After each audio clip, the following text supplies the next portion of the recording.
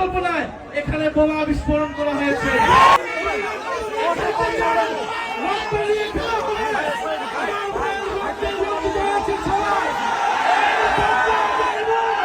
সন্ত্রাস চাঁদাবাজি খুনিদেরকে প্রশ্রয় দিবে, যারা দুর্নীতিবাজকে প্রশ্রয় দিবে, তাদের পরিণতি ফ্যাসিস্ট আওয়ামী লীগের মতো হবে।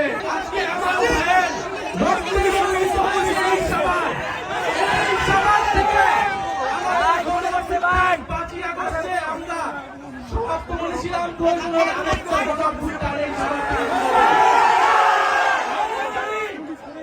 বিদ্যুৎ বন্ধ করে এখানে ককটেল ফুটিয়ে এনসিপির পদযাত্রাকে ঠেকাতে চেয়েছিল। আমরা বলবো স্পষ্টভাবে প্রশাসনের সহায়তায় আজকের এই পদযাত্রাকে জীবন অবাক না করলে কে করবে? 28% মিল্ক ফ্যাটের অবাক করার সাথে ফ্রেশ মিল্ক পাউডার। জীবন অবাক করুক প্রতিদিন।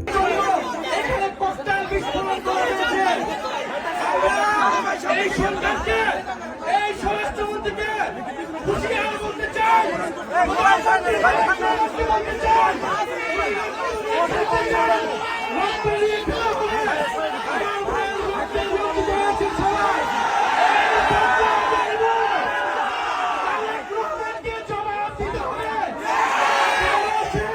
নিরাপত্তা নিশ্চিত করতে পারে নাই,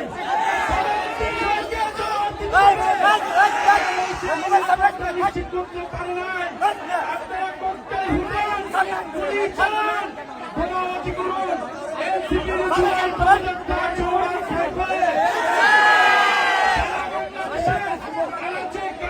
প্রত্যেকটা উপজেলায় আমরা জুলাই পদযাত্রা নিয়ে যাব, জনমতের গণনায় বাস্তবায়ন করব, হত্যাকারীদের বিচার নিশ্চিত করব এবং সীমান্তের সুরক্ষা সহ তরুণদের কর্মসংস্থান সকল দাবি আমরা নিশ্চিত করব।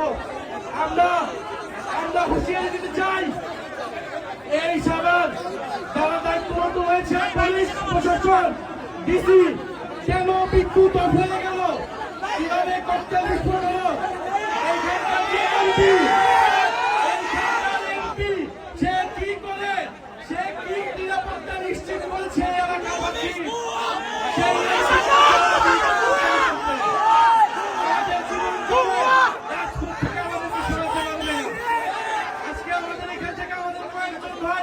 গুরুতর আহত হয়েছে। আমরা এর বিচার চাই।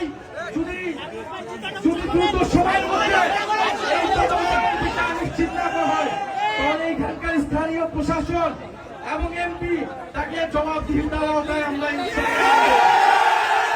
এনসিপির পদযাত্রা চলমান থাকবে।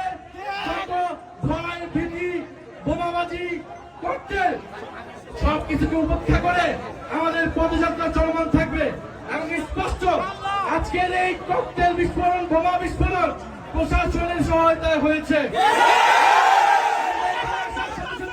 কেন বিদ্যুৎ বন্ধ করে দেওয়া হয়েছিল, বিদ্যুৎ বন্ধ করে দিয়েছিল, স্পষ্টভাবে আমাদেরকে খুন করার পরিকল্পনায় এখানে বোমা বিস্ফোরণ করা হয়েছে। বিচার চাই, কোন সন্ত্রাসীর ঠিকানা এই সাভারে হবে না।